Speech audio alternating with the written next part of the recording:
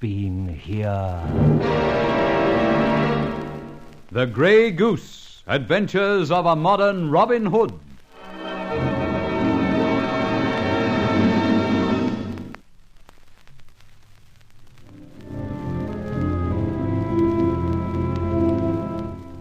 My role as the Grey Goose was intended by me to right a few wrongs, pillage a little here and there, and acquire a few pickings for myself. It was Scotland Yard who christened me the Grey Goose, by reason of that little vanity of mine, the Grey Goose feather, which from time to time I bestow on my victims. One day, I'm told, it'll be the means of making my head roll in the dust. However, not for a while, I trust, in spite of that shrewd merchant, Inspector Ford. Well, away with doubts, and let me tell you how I stuck my neck out again and got involved in another brawl. I'd been down to the docks to see a friend off. His boat didn't leave till 11 p.m. Thus I found myself wandering over ropes, tar barrels, and all the paraphernalia of wharves. Help! Help! What the deuce? Some poor... I'm drowning! Don't they keep a lifeboat in these parts? Help! Help! Oh, now, this is a great pity. I'm wearing my newest suit. All right, sonny boy. Be with you in a moment. Keep calling. Can't see a thing.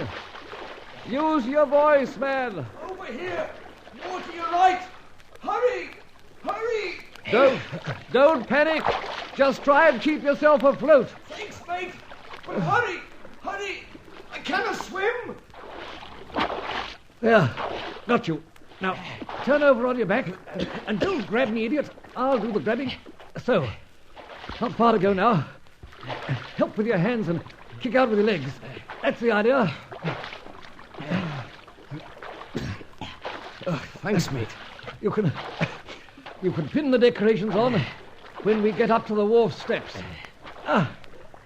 Here we are. Now, heave, man.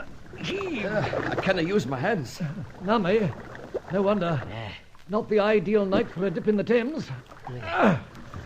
Now we've made it. Now what? I reckon you saved my life.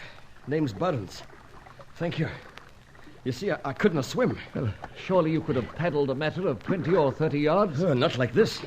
Bend your head down and take a look. Ye gods. Chains round your wrists. And ankles, too. Look here, I wasn't out there taking a bath.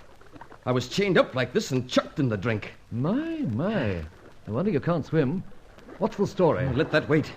Now, can't you get these chains off me? This spot isn't healthy. They must have heard me yelling and probably even heard you calling out to me. Whoever they are, seems they're not the sort of people I'd like to meet. So let's see if we can do anything with these chains. And then we'll beat it like Billio. Lots of places round these wharves we can hide out in. Look, can you hurry a bit? I'm doing my best. I'm pretty skillfully snarled. Yes, the seaman did it. Can tie knots even in chains. Almost here now. Puzzle to me is you didn't sink at once. Oh, well, actually, I'm a very strong swimmer and kept afloat for about 10 minutes. Then I started to go down and I yelled. Thank heavens you heard me. All right. That's a lot. Now you suggest we run. We do. You follow me. I know these wharves like the back of my hand. Come on. Well, don't lag too far behind. Trying not to, but I can't see what I'm running into in this dark. Of course you can't, Fenton. You've run into this. Got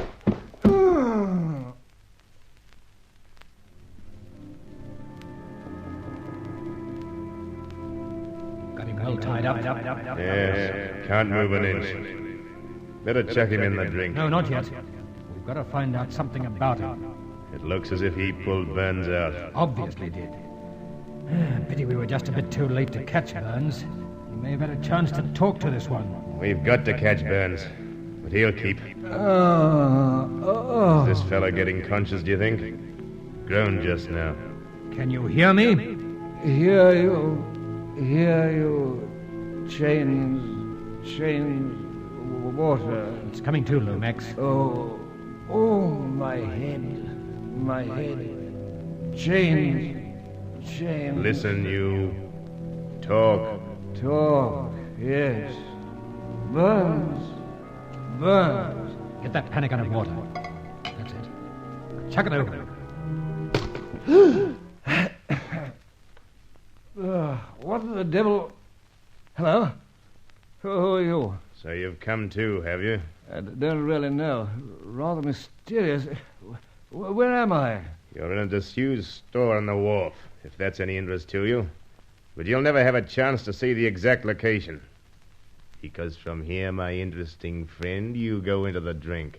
It's very disconcerting, I must say, but may I ask why? What did Burns tell you? Nothing. You see, he hadn't time. Apparently, he found it good policy to run away. He invited me to do likewise, which I did. Then, apparently, I went to sleep. You certainly did, my friend. You'd taken a little too much of this. Some blackjack. Exactly. Now I know why I've got such a headache. Who are you? I seem to be tied up, or I'd get out my wallet and present you with my card. Don't bother, we've got your wallet. What's your name? Fletcher. Yeah, that's what the card says. Now, what were you doing on the wharf? Seeing a friend off in a ship. What? From one of these little piers? That's it. Little ship, little pier. Don't use cheek. Now, careful. What did Burns tell you? He told me nothing. No time. Answer! Answer! Answer! Answer! Answer! Answer! All right. He's out again. Stow him in that corner.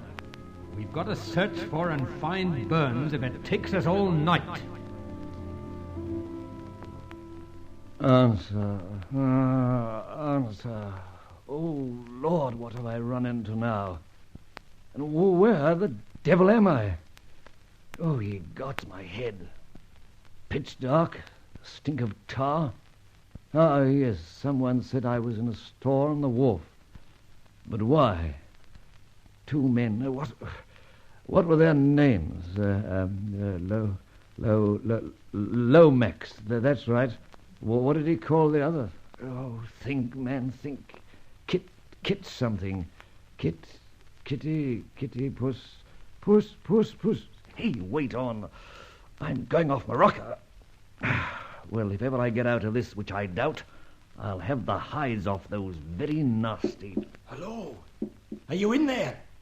Who's that? Ah, so you are in there. I thought they might have bumped you off. Not yet. They've gone looking for you, I expect. Or I seem to have heard them say so. Can you get me out? Aye, I can.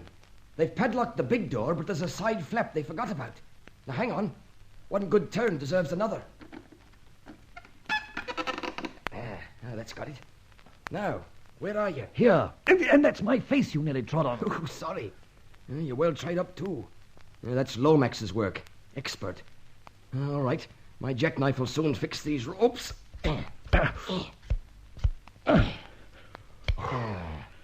That's got it. Thanks. You think you can walk? I think I can try. Ooh, stiff as a board. Stiff or not, you've got to move and move fast. Thanks for coming back. Least I could do. Matter of fact, I saw you go down. Lomax cost you. I thought I'd better to carry on and see how the wind blew later. Jolly good thing you did. Ooh, my hat. I'd like to get out of these wet clothes. We'll fix that in 5 minutes. Oh. There's a place not far from here where I sometimes stay when I'm in port. The girlfriend and her mother keep it. We'll go there. I wish I knew what all this was about. No time now. I'll tell you when we're both berthed and tucked in.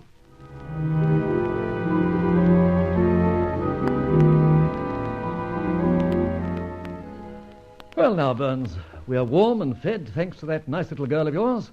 Now, what's behind all this? Oh, well, Mr. Fletcher, it's a bit of a long story, but I'll cut it down where I can. You're a Navy man? Yes, engineer these days. But I was in the Royal Navy during the war. As a matter of fact, I was on special detail. Oh, really?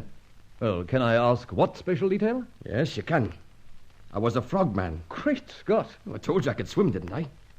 But I'd never tried it with about 30 or 40 pounds of iron chains wound around my arms and legs like tonight. Well, when I was discharged, I got my engineer's ticket and went looking for a ship. I was rather taken by an ad in a paper, wanted, marine engineer about 30.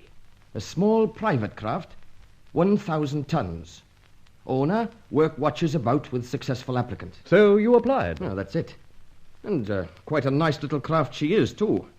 A fortune finder, they call her. By they, you mean Lomax and... Kitson. Kitson. Thanks. Lomax and Kitson. I'll never forget those names. Nor me. However, the job was cushy. Mediterranean ports, back and forth to England. 6 months this went on, and everything seemed above board. Then 2 days ago, we dropped anchor in the estuary. I don't know why, but we did, just off Westcliff-on-Sea. It was a very warm day, and I decided to have a dip overboard. I was just about to take off from the rail when... What the devil do you think you're doing, Burns? Going overboard for a swim, Mr. Lomax. You'll do no such thing. Oh, but surely I won't be doing any harm. I'm hot, and the water looks fine. Why don't you join me? Get down off that rail and go ashore for a swim if you must. Mr. Lomax, it's not my watch below in the engine room, so I'm pleasing myself. I'll see you when I come up. If you like, you can sack me. Come out at once, Burns. Look, I've got a gun. As sure as you disobey me, I'll loose off at you. Don't you dare do that, Mr. Lomax. That's murder. I mean it. In that case, I'm going to dive under the hull where you can't see me. Don't you dare. If you do, you'll have to come up before long, and I'll get you then. I mean it, Burns. Well, I did dive under the hull. Having been a frogman, as I told you, Mr. Fletcher, that was easy. However, I naturally had to come up again. And there was Lomax and Kitson in the pinnace waiting for me. Crack went the boat hook on my skull, and before I knew it, they'd hauled me over the side almost unconscious, and then they chained me up as you found me. It's a far cry up the river from Westcliff-on-Sea to the Pool of London docks. Yes, they must have up-anchored and steamed up here. Well, when we were at anchor again, they came to my cabin and without a word took me up on deck and heaved me overboard. Great Caesar. A nice sort of gentleman indeed. Now, what's it all mean? Why guns, chains, and drownings? My word, man, you shouldn't be alive. I know the reason, Mr. Fletcher, and here it is. In my cabin, I had some old service photographs. There was a group of us training as frogmen. Lomax must have seen it and suddenly panicked when I went to dive under the ship. Frogmen can use their eyes quite well under the water, you know. But what did you see that he didn't want you to see? I'll tell you. No! Holy Moses! He's hit!